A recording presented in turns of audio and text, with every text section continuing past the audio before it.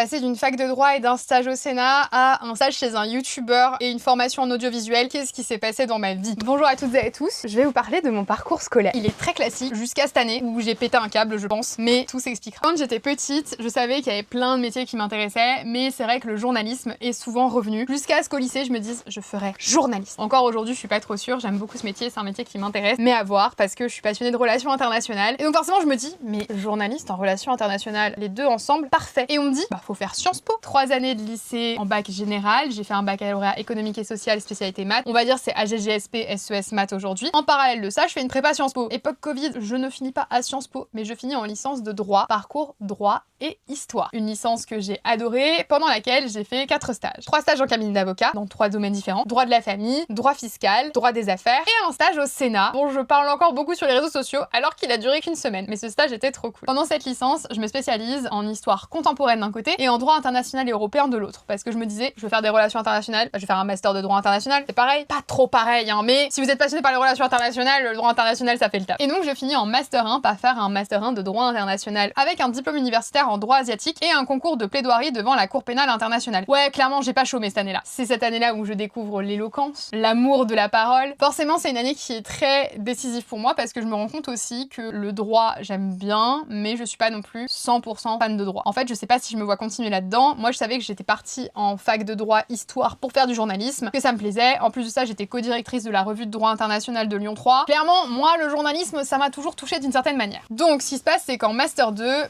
droit international public, parcours recherche, je finis par faire un mémoire sur l'intelligence artificielle et l'éthique, quelle réponse du droit international. Et je me dis, ouais, c'est bon, je touche à autre chose que du droit international, je touche à de l'IA. Mais ce qui me plaît le plus, c'est mes assos, moi, c'est que gérer des projets. J'adore la gestion de projet. Donc je me dis, peut-être qu'il faudrait que je m'oriente vers autre chose. Et vient une story Instagram. Un youtubeur que je suis depuis un certain temps cherche quelqu'un pour écrire ses vidéos en stage. Rédactrice d'investigation digitale stagiaire. Sans pas le blaze, je postule, je suis sélectionnée et je pars en stage 3 mois à Angers. Là où tout le monde pensait que j'allais finir à l'ONU, je suis en mode non, les gars, je vais à Angers. New York, non, Angers. Bon, loupé pour moi, hein. New York, ce sera pas pour moi. De toute façon, ça ne m'a jamais passé par l'esprit de travailler à l'ONU. C'était pas du tout mon délire. Moi, c'est plutôt l'Union européenne qui me plaisait dans les relations internationales ou les zones de conflit. Et finalement, aujourd'hui, je repars en stage en tant qu'assistante de production, reportage, vidéo. J'ai si hâte. Si vous avez des questions sur mon parcours autre, n'hésitez pas à me les poser en commentaire. Peut-être sur les langues étrangères, je pourrais faire une vidéo. Bisous!